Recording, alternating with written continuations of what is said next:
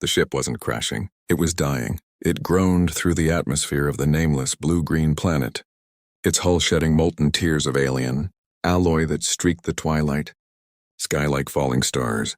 Inside the shuddering cockpit, lit by the frantic pulse of crimson warning runes, a girl clutched a sealed data crystal to her chest.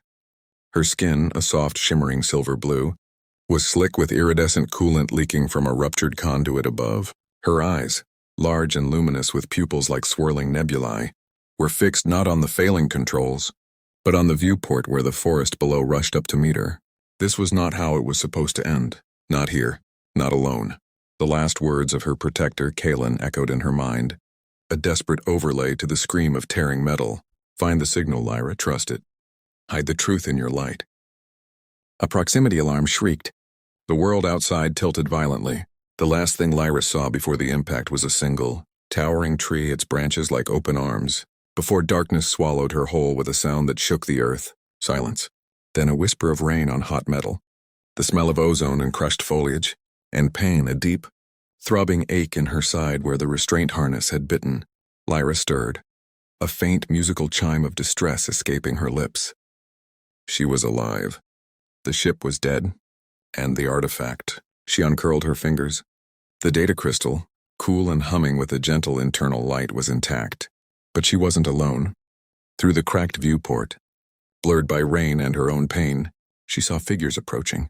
Human silhouettes against the fiery wreckage. One held a rifle. Their voices, harsh and guttural to her sensitive ears, carried on the wind. Lucky it didn't blow. Scanners picking up one life sign. Non-Terran. Fear, cold, and absolute doused the last embers of her hope. They had found her. The directive. The man who had promised sanctuary, only to sell her people's secrets. The memory of his face, smiling as he betrayed them, flashed before her. Humans. They were all the same. She scrambled back into the shadows of the ruined cockpit.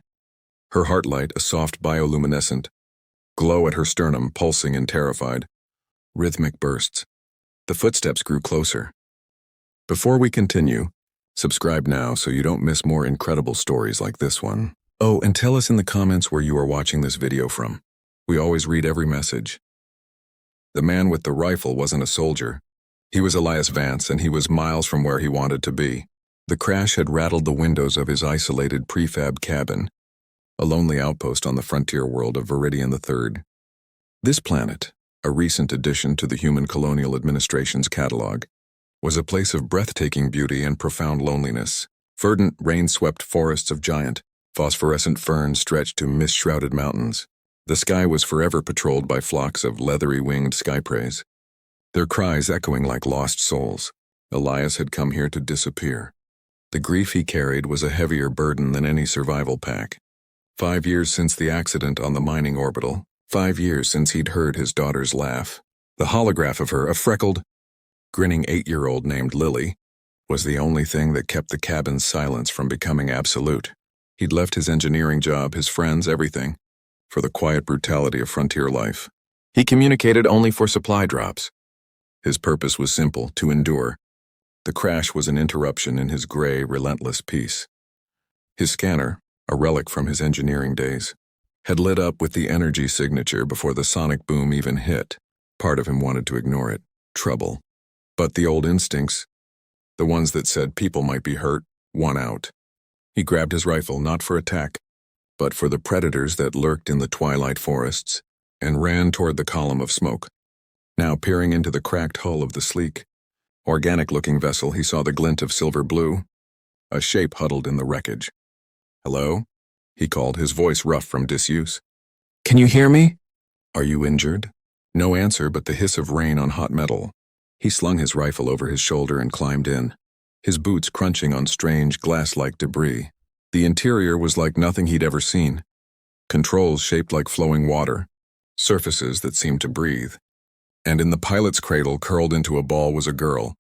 She was slender, seemingly young, with that impossible silver-blue skin and hair like spun white crystal. She was trembling, one arm wrapped around her midsection. Her clothes were simple, dark and form-fitting, torn at the shoulder. But it was her eyes that stopped him. They were wide with terror, locked on him, reflecting the dying firelight. They held an intelligence, a depth of fear and sorrow that was profoundly, unmistakably alien.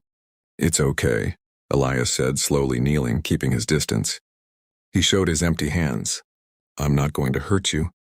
My name is Elias, you're safe." Her gaze flickered to the rifle on his back, and she flinched, pressing further into the metal. A soft, pained warble escaped her, a sound like a broken music box. "She's just a kid," he thought with a sudden, painful lurch in his chest. An alien kid, terrified and hurt, millions of miles from anything she knew. The image of Lily, scared after a nightmare, superimposed itself for a moment. He pushed it down, but the protective instinct remained. A ghost he thought he'd buried. "You're hurt," he said, his voice softening. "Let me help, please." He saw her hand tighten around something, a small glowing crystal. Her bioluminescent heart light flashed rapidly. Red, amber, red. A warning. A distress signal. Elias made a decision. He slowly unslung his rifle and, moving with exaggerated slowness, placed it on the floor of the ship, pushing it away. It clattered softly. "See? No weapon. I'm here to help." He waited. The rain pattered. The ship creaked. Slowly, infinitesimally, the frantic flashing at her chest began to slow, shifting to a wary, steady amber. She didn't move toward him, but the edge of absolute panic had receded. She studied his face, his eyes, as if searching for the lie she was certain was there. The first hint of the conflict to come arrived not with a bang but with a beep. From the wreckage, a secondary console flickered to life, projecting a fragmented, looping message in swirling alien script. Elias couldn't read it, but he didn't need to. Beneath the symbols, a universal HCA transponder code flashed. "Quarantine, hostile biosignature, directive priority." His blood ran cold. The colonial administration had this craft marked, and they were coming for her. Getting her back to the cabin was a silent, agonizing ordeal. She wouldn't let him carry her. So she walked, leaning heavily on him, her steps fragile and light. Every touch made her tense. But the alternative, collapsing in the mud, was worse. She communicated in gestures, pointed looks, and those soft melodic sounds. He learned her name from a symbol she drew in the damp earth. Lyra. His cabin, which had felt so empty, was suddenly filled with a tense electric silence. Lyra sat rigidly on a stool by the hearth, where a fire now crackled, her eyes taking in everything. The rough-hewn furniture, the tools on the wall, the hologram of Lily. She stared at that for a long time. Elias worked quietly, cleaning a shallow cut on her arm with antiseptic. Her skin was cool with a faint pearlescent sheen. She didn't react to the sting. "This might feel cold," he murmured, more for his own comfort than hers. As he worked, his mind raced. The quarantine warning. Directive priority meant only one thing. The Xenological Assessment Directive. The HCA's semi-covert alien affairs branch. They were scientists, diplomats, and soldiers rolled into one. If they had tagged her ship as hostile, they wouldn't ask questions first. They'd contain, study, and dissect. The stories from the frontier whispered about directive black labs. He finished the bandage. Lyra looked at the neat wrap, then at him, her nebula eyes unreadable. She touched the bandage lightly, then her heart light glowed a soft, questioning blue. "You're welcome," Elias said. That night, under a blanket on his cot, she refused the bed, choosing the floor nearby. She had a nightmare. It wasn't with screams, but with light. Her entire body flickered with distressed colors, violent reds and fearful purples. She thrashed silently, a single tear, crystalline and shimmering, tracing a path down her cheek. Elias, awake and watching from his chair, felt that old paternal ache. He didn't touch her. Instead, he spoke softly into the dark. "It's okay, Lyra, you're safe here. The trees are loud, the rain is cold, but the walls are strong. No one will get in." He didn't know if she understood the words, but the cadence of his voice, the low, steady tone, seemed to seep into her subconscious. The chaotic light show slowly subsided, fading back to a calm, sleeping indigo. In the quiet that followed, Elias made another decision. He couldn't turn her in. The mystery of her deepened over the next few days. She was fascinated by water, watching raindrops on the window with rapt attention. She ate very little, only some nutrient pastes from her survival pack. She avoided the radio equipment like it was poisonous, and she constantly, secretively, worked on her data crystal, connecting it to a small, palm-sized device she'd salvaged. It would project intricate, 3D star maps and streams of flowing script, which she would study with intense focus before hiding it away if Elias entered the room. One afternoon he found her in his workshop, drawn to a half-built music box he'd been tinkering with, a project meant to mimic Lily's laughter. Lyra was tracing the gears with a delicate finger. When she saw him, she withdrew quickly, her light flashing amber. "It's okay," he said. He walked over, wound the mechanism, and released it. A simple, tinkling melody filled the space, a old Earth lullaby. Lyra went perfectly still. Her large eyes widened, and her heart light began to pulse in perfect, slow time with the music, not in warning, but in resonance, in wonder. She looked from the box to Elias, and for the first time there was no fear in her gaze, only a profound, aching curiosity. He pointed to the music box, then to his ear, and smiled. She hesitantly pointed to her own chest, where her light glowed, and made a soft ascending chime. "I have music too." It was the first bridge, but the outside world was closing in. Elias's long-range scanner, which he'd been monitoring obsessively, pinged. A high-altitude craft, directive signature, was making a slow, gridded sweep of the sector. They were searching. He showed the scanner display to Lyra. Her reaction was immediate and visceral. She backed away, her light blazing red. She ran to the window, looking at the sky, then back at him, betrayal dawning in her eyes. "You led them here." "No, Lyra, listen," he said, desperate. "I didn't call them. They're scanning from the crash site. We need to hide you. There's a place, an old survey bunker, deep in the glowwood." He pointed to the dense, phosphorescent forest to the north. She didn't trust him. The walls were back up, higher than ever. She clutched her crystal to her chest, her body trembling. Elias did the only thing he could think of. He went to the hologram of Lily, activated it. The little girl laughed, spun, and waved. "This is my daughter," Elias said, his voice thick. "Lily, she is gone. I couldn't protect her." He met Lyra's eyes, allowing his own grief and failure to show, raw and unguarded. "I am not a perfect man. I am broken, but I will not fail to protect you. Do you understand? I will not." Lyra looked from the laughing ghost of the human child to the tormented face of the man. The red alarm in her chest dimmed, cycling through confusion to sorrow and finally to a fragile, tentative yellow. She gave one slow, hesitant nod. They packed in haste. As they slipped out the back into the dripping, bioluminescent forest, Elias saw a new projection from Lyra's device hovering above her palm. It wasn't a star map this time. It was a planet lush and beautiful, being consumed by a creeping black geometric blight, and standing amid the blight, overseeing it, was the silhouette of a man in a directive officer's uniform. The old bunker was a rusted metal blister, half buried in the roots of a giant glowwood tree. It was cold, damp, but it was shielded from scans. For 3 days they lived in a tense bubble. Elias taught Lyra simple words: fire, water, safe. She in turn began to communicate in broken, melodic English, her voice like wind chimes. "Elias, good," she said one evening as he repaired a leaking condensate pipe. He paused, a weary smile touching his lips. "Lyra, good too." She shook her head, her crystalline hair shimmering. "Lyra, bring danger, sorry." "Not your fault," he said firmly. The trust was building brick by fragile brick. She even showed him her star map, pointing to a specific pulsing star. "Home, Calaria." Her light dimmed, gone. "The blackness?" he asked, thinking of the projection. She nodded, a human gesture she'd picked up. "The consolidation, your directive.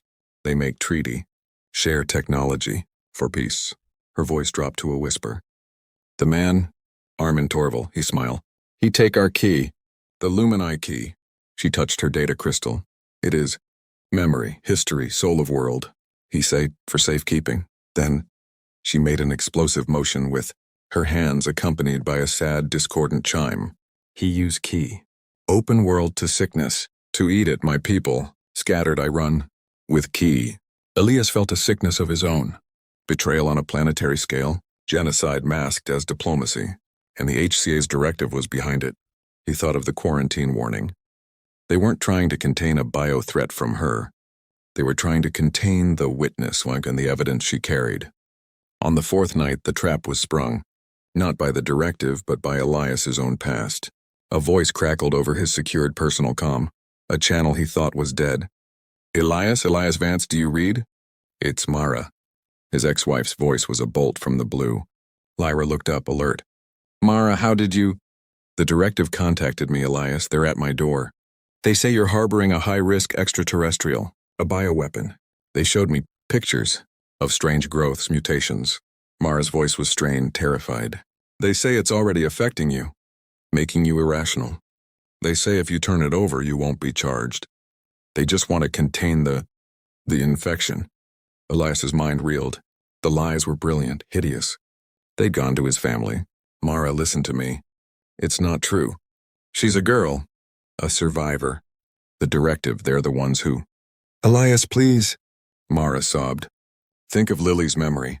Would she want you to throw your life away for something? They've promised a full pardon. Just tell them where you are. For me. For what we had. The call cut out. Elias stood frozen, the comm unit shaking in his hand. The ultimate weapon, his own grief wielded by monsters. Lyra was watching him, her face a mask of dawning horror. She had understood enough. Elias? The hope in her voice was a fragile, dying thing. He looked at her, at this strange, wonderful child of light he'd sworn to protect. He looked at the holographic locket of Lily on the comm unit's screen. The two faces, so different, blurred in his vision. They're using my daughter, he whispered, the truth a bitter ash in his mouth. They're using my love for her to get to you. Lyra's heartlight stuttered, then hardened into a cold, steady crimson. The betrayal she saw was not his, but it reflected onto him. The human man, Armin Torval, had smiled and destroyed her world. Now another human man was being pulled away by the ghosts of his own. The pattern was repeating. She backed away, her device in crystal held like a shield. You call them? She asked, her chime voice flat. No, Lyra, never. But you want to. It wasn't a question. She saw the conflict tearing him apart. In her eyes, that made him guilty. The trust they'd built shattered in an instant. With a swift, fluid motion, she grabbed a small survival pack and bolted for the bunker hatch. Lyra, wait! But she was gone, vanishing into the luminous, tangled depths of the glowwood. Elias stood alone in the cold bunker, Mara's sobs and Lyra's shattered look echoing in the silence. The directive hadn't needed to find them. They'd made him break her trust for them. The twist was complete. The enemy wasn't just outside. It was in the frequency of a desperate plea, in the architecture of his own heart. And now the one being he needed to protect was out there alone, believing him to be just like the monster who had destroyed her home. Elias didn't hesitate for long. The part of him that was a father, the part that had just been ruthlessly manipulated, ignited into a cold, clear fury. He grabbed his gear, his rifle, and plunged into the forest. Tracking her was both easy and agonizing. She left faint footprints in the soft moss, and her distressed heartlight left occasional ghostly after-images on his night vision lens. But the glowwood was treacherous, deep ravines, toxic spore pods, and predatory vine cats that lurked in the canopy.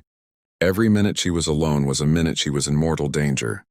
He found her 2 hours later, cornered. Not by the directive, but by the planet itself. She was on a narrow ledge overlooking a raging, foaming river, her back against a cliff face. Between her and the main forest was a snarling, six-legged bristleback, its quills raised, drool dripping from its fanged maw. It was a scavenger, drawn by her fear and her alien scent. Lyra held a sharp rock in one hand, her data crystal in the other, her light flashing a brilliant, defiant gold. She was terrified, but she would not go quietly. Elias didn't shout. He raised his rifle and fired a single shot into the air. The crack echoed through the gorge. The bristleback startled, turning its ugly head toward the new threat. Elias stepped into the clearing, placing himself between the beast and Lyra. Hey, over here! He yelled, waving his arms. The bristleback, deciding the larger, louder prey was more interesting, charged. Elias stood his ground, waited until the last second and sidestepped, using the butt of his rifle to slam into the creature's side as it passed, sending it stumbling toward the ledge. With a furious screech, it scrabbled for purchase but tumbled over the edge, its cry cut short by the roar of the river. Silence returned, broken only by their ragged breathing. Elias turned slowly. Lyra was still pressed against the cliff, the rock clutched tight, her eyes wide. She was looking not at where the beast had fallen, but at him. He slowly slung his rifle and knelt, making himself small, non-threatening. I'm sorry, Lyra, he said, his voice raw. I am so sorry they used my family against me. I should have been stronger. But please believe me, I will never, ever give you to them. My daughter, Lily, she was kindness. She was wonder. If she were here, she would want me to protect you. Not as a replacement, but because it's right. He reached into his pocket and pulled out the small, finished music box. He wound it and set it on the moss between them. The same lullaby tinkled out fragile and beautiful against the river's roar. Tears, luminous and silver, welled in Lyra's eyes and spilled over. The rock fell from her hand. Her heart light, which had been a solid, wary gold, softened, melting into a swirling, sorrowful blue. She sank to her knees. "I'd remember the man who smiled," she chimed softly. "He say my father, my true father, was foolish. He say humans are stronger, better, that we must be consolidated." She looked at Elias, her nebula eyes swimming. "My father, he trust. He believe in connection. He was not foolish. He was love." Elias felt his own eyes sting. "He sounds like a good father." "You are like him," she whispered. It was the greatest admission, the most fragile offering of trust, rebuilt from the wreckage. She didn't flinch when he approached. He sat beside her, not touching, just sharing the space. For a long time they listened to the music box wind down. "The key," she said finally, holding up her crystal. "It is not just memory, it is counter-frequency to the consolidation blight. It can heal, make dormant. My mission was to bring it to a safe place, to find others of my kind. But Torval and Directive, they hunt it. They want to use it, to control the blight, to weaponize it." The stakes were now galactic. It wasn't just about hiding a refugee. It was about preventing a monstrous weapon from falling into the hands of those who had already committed genocide. "We need to get you off-world," Elias said, resolve hardening. "We need a ship." Lyra nodded. She tapped her device and the star map reappeared. She zoomed in on Viridian 3's system. A small blinking icon orbited a gas giant. "Listening post abandoned, has sub-frequency array. I can call, send message to my people, tell them where to find key. But we need ship to reach it." Elias knew the place. An old HCA outpost. It would be risky, possibly monitored, but it was their only shot. He looked at Lyra, this brave, lost child of the stars who had just called him like father. He thought of Lily. This was how he honored her. Not by hiding from the universe, but by protecting a piece of its light. "Okay," he said, standing and offering his hand. "Let's go call your family." She looked at his human hand, then placed her own, cool and slender, within it. A bond forged in betrayal and tempered in sacrifice was now sealed. Her heart light glowed a steady, warm violet, a color of deep trust of chosen family. The journey to the old listening post was a gauntlet. They avoided patrols by using the network of underground, fungal tunnels Elias had mapped in his first year. They crossed rivers on vines, hid from aerial drones under canopies of giant leaves. The closer they got to the orbital launch site, a crumbling, automated pad used for mineral surveys, the tighter the security became. Directive patrols were everywhere. They reached the derelict launch hangar at dawn. The ship was a rusty old orbital jumper, barely spaceworthy, but Elias had been maintaining it in secret. A final escape he'd never thought he'd need. As they prepped the ship, Lyra worked frantically at a console, using her device to slice into the hangar's systems and disable security protocols. They were so close. The ship's engines whined to life. Then the hangar doors froze halfway open. Red alarm lights strobed. From the shadows, a squad of Directive peacekeepers in black, sleek armor emerged, weapons raised, and walking calmly in front of them was a man in a crisp gray uniform. Armin Torval. He was older than in Lyra's descriptions, with a sharp, intelligent face and a smile that didn't reach his cold eyes. "Elias Vance," Torval said, his voice smooth. "The grieving engineer. And Lyra of Calaria. The last keeper of the Lumini. We've been tracking your biosignature since the bunker. That call to your ex-wife. It brought you right into our scan net." Elias stepped in front of Lyra, his rifle coming up. "You're not taking her." "This isn't about taking, Mr. Vance. This is about securing a galactic-level biohazard. That key is a piece of runaway exotic matter. It's dangerous." He looked at Lyra. "Child, the man who gave you that crystal, your so-called father, was a radical. He refused the consolidation, a process that would have saved billions from chaos. He doomed your world." "Liar!" Lyra's chime was a shriek of pure anguish. Her light flared blindingly white. "You murdered them. You ate our sky." Torval sighed as if dealing with a tantrum. "Take them," Stun the human. Secure the alien and the artifact. The peacekeepers advanced. Elias fired, hitting one in the shoulder joint. Return fire sizzled past his head, cratering the ship's hull. It was a hopeless fight. He was a mechanic, not a soldier. In the chaos, Lyra did something unexpected. She didn't run or hide. She raised her data crystal high above her head. Then she slammed it down onto the metal floor. It didn't break. Instead, it activated. A wave of pure silent light erupted from it, not blinding, but deep, containing within it swirling images, forests of singing crystal, oceans of liquid light, Lyra's people dancing in cities of woven energy. It was the soul of Calaria, poured out into the hangar. The directive soldiers staggered, not from pain but from disorientation, their minds flooded with the overwhelming, beautiful presence of a world. Torvald screamed, not in pain but in rage. "No, you fool. You're broadcasting its signature to the entire sector." That was the point. Lyra looked at Elias, her body beginning to glow from within, filaments of light connecting her to the crystal. The key is not it. I am the key. My lifelight is the lock. The memory must be free. She was sacrificing herself, uploading the entirety of the Lumini into the local quantum field, making it impossible for Torvald to capture. But it would burn her out. "Lyra, no!" Elias roared. He broke from cover, ignoring the shots, and ran to her. He didn't try to grab the crystal. Instead, he wrapped his arms around her. He held her trembling, glowing form tightly. "Don't you let go! You are not a weapon to be spent. You are a daughter. You are my daughter now. And fathers don't let go." His words, his desperate protective embrace, seemed to anchor her. The violent outflow of light shuddered, then began to flow in reverse, not from her, but through her and into Elias. Not as data, but as a feeling. A profound, unconditional love. The love of her lost father, the love of her world. It filled him, not destroying, but strengthening. The crystal's light stabilized into a gentle, radiant sphere hovering between them. Torvald, seeing his prize stabilizing, lunged forward with a strange metallic prod. Elias saw him coming, still holding Lyra with one arm. He turned and grabbed a heavy wrench from his tool belt. As Torvald stabbed with the prod, Elias swung. The wrench connected with Torvald's wrist with a sickening crunch. The man howled, dropping the weapon. Elias didn't stop. He shoved Torvald back into the path of his own disoriented soldiers. "The ship, Lyra, now!" The light sphere floated alongside them as they sprinted up the ramp. Elias slapped the hatch seal and the engines screamed. The jumper lurched, then shot forward, crashing through the remaining hangar door debris and into the open sky. Behind them, the hangar, flooded with the residual light of Calaria, was a beacon shining defiantly against the gray Viridian dawn.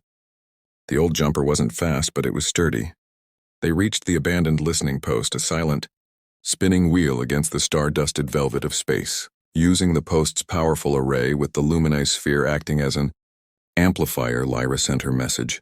A song of memory, of survival, and of coordinates echoing into the deep black. In the quiet that followed, on the observation deck of the post, they watched the stars. Lyra's light was calm now, a permanent soft silver. The sphere floated nearby, a silent companion. "They will come," she said, her voice sure. "It will take time, but they will come." Elias put an arm around her shoulders. She leaned into him, a gesture that was now natural. "What will you do?" he asked. "Go home, rebuild. With the key safe, the consolidation blight can be reversed." She looked up at him. "You come. You are family." Elias looked at the hologram of Lily on his wristcom, then at the living, breathing girl beside him. His heart, once a tomb, now felt like a garden where two different, beautiful flowers could grow. "Yeah," he said, his voice thick with emotion. "I think I will." The story closes not with a roaring engine, but with a quiet moment. Father and adopted alien daughter, from two broken worlds, watching the infinite horizon together. The message was clear. Family is not blood or species, but the light we choose to shelter in each other's hearts.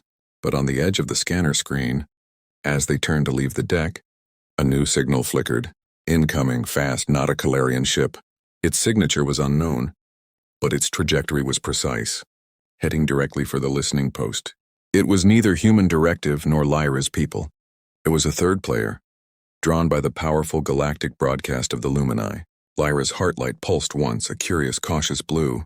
Elias tightened his grip on her shoulder, his engineer's eyes analyzing the strange, angular configuration of the blip on the screen. Their journey was over, but their story, it seemed, was just beginning. The moment stretched, thin and silent, as the unknown blip resolved on the scanner. It was a ship, but unlike any Elias had ever seen in HCA registries or frontier folklore. Its design was angular and severe, all sharp, non-reflective planes that seemed to swallow the starlight around it. It moved with an unnerving, silent precision, sliding into a stationary orbit opposite the listening post.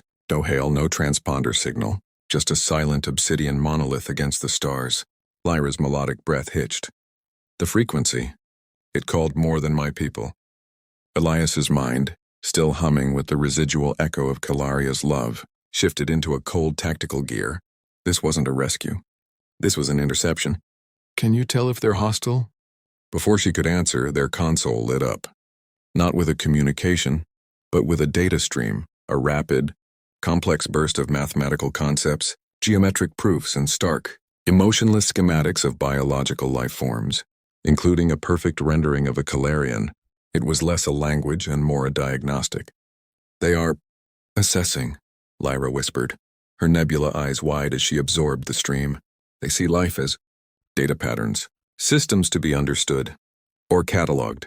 A new schematic flashed, the listening post with its power core highlighted, then an equation showing its rapid depletion. A suggestion, no, a directive. They're going to drain the post's power to fuel a more detailed scan. Elias translated, his engineer's mind deciphering the cold logic. They'll leave us dead in the water, or worse, beam us over for closer analysis. Panic was a luxury they couldn't afford. Elias's eyes darted across the derelict control panels of the listening post. His jumper was docked, but its fuel was critically low after the escape. They couldn't outrun the angular ship. Fighting was impossible. Lyra stood before the luminized sphere, which pulsed gently. They came for the signal, for the memory. We gave them a song of life, and they heard only a source of unique data. A desperate idea born of two worlds clicked into place in Elias's mind. It was insane. It was perfect.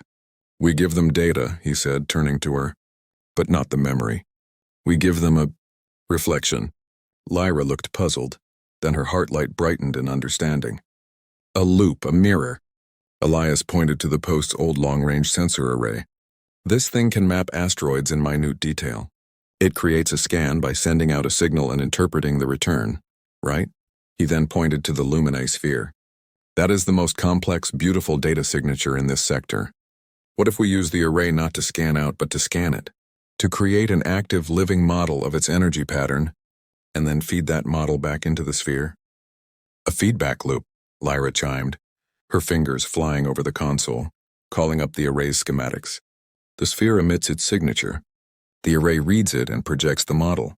The model stimulates the sphere to emit again, but amplified through the projection matrix.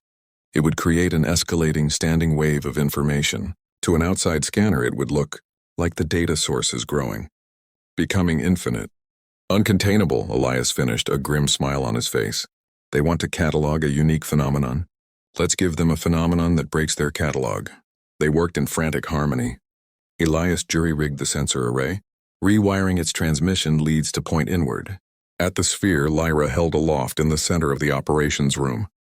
He bypassed safeties, overrode power limiters, channeling every joule from the post's failing reserves into the single mad task.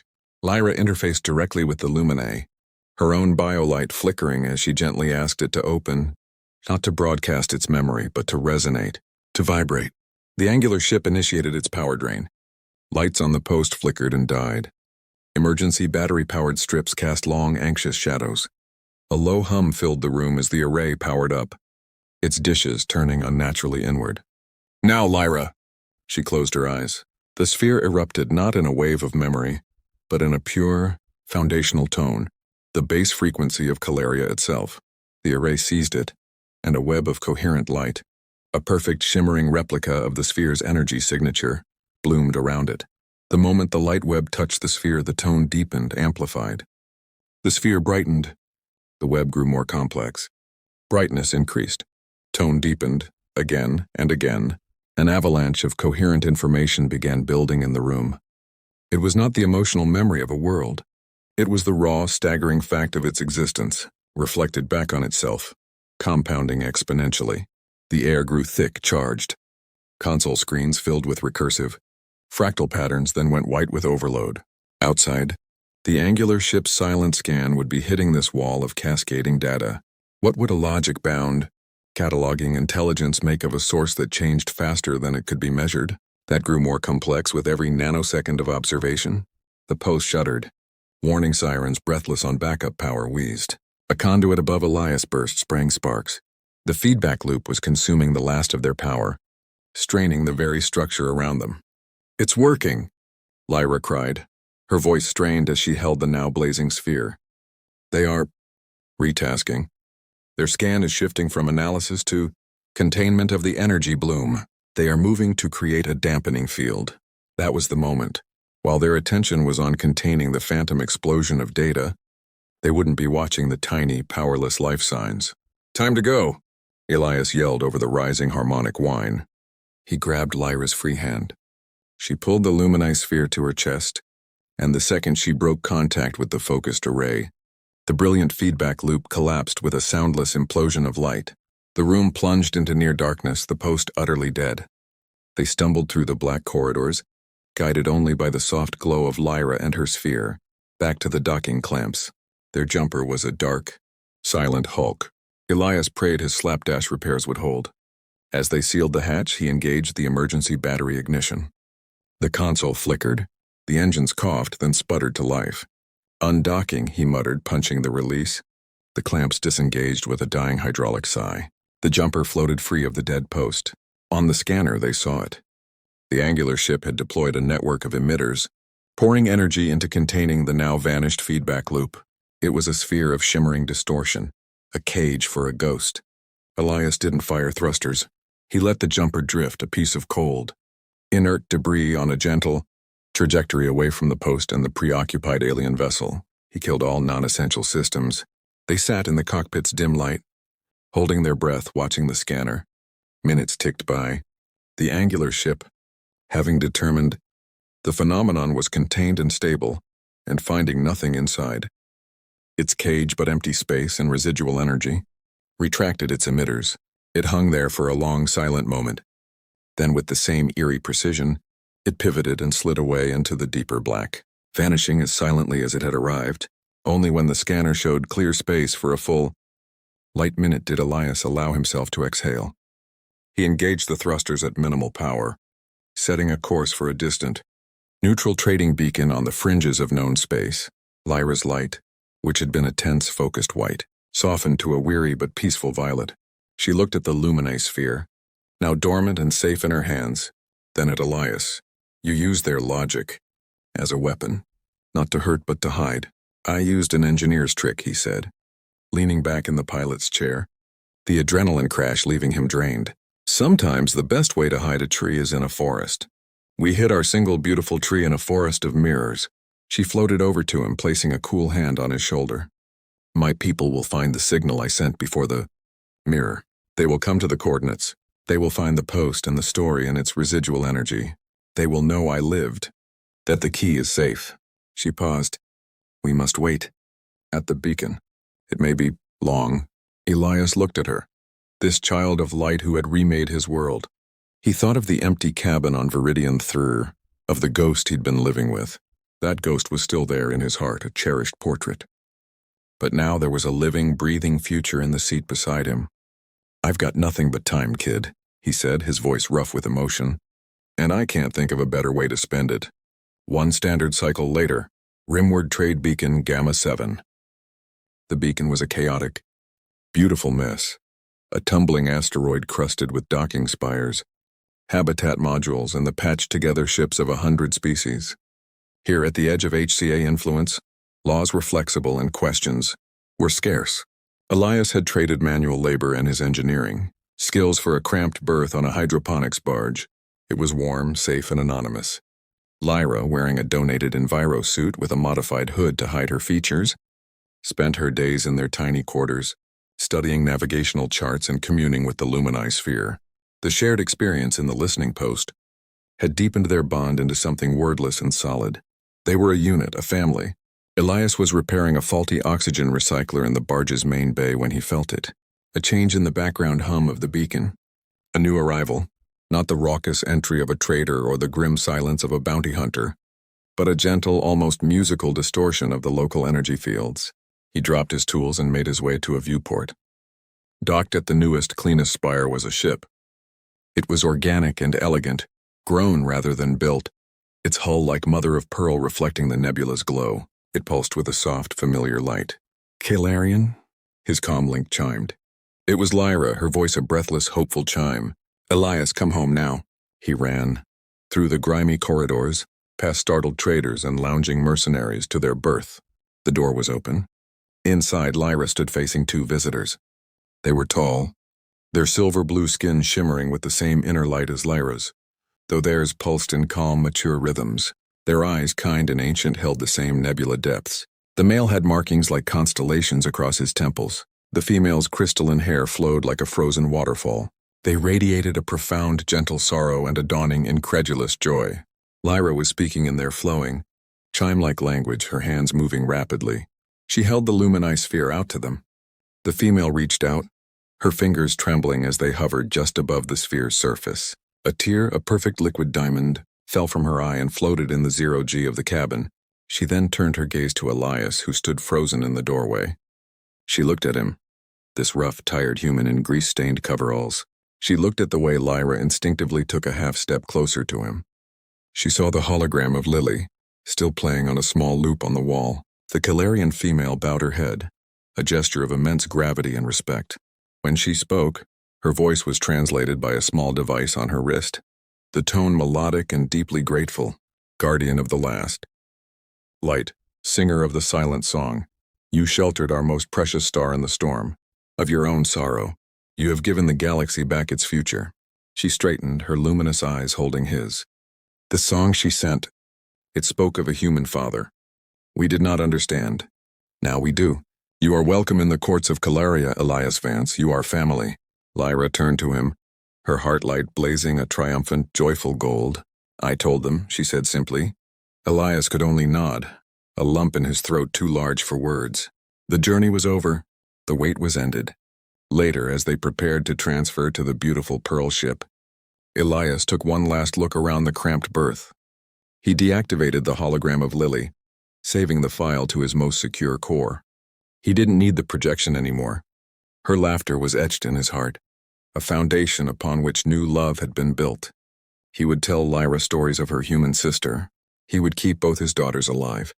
As the Kalarian ship detached from the beacon and turned its nose toward the distant, healing star of Lyra's home, Elias sat with his new family. The future was a mystery, a world of light to rebuild, a new culture to learn, the shadow of the directive and the silent, logical alien still out there. But as Lyra leaned her head against his shoulder, and the starfield ahead stretched into infinity, Elias Vance, the broken man from Viridian III, felt something he thought he'd lost forever. He felt peace. He was going home.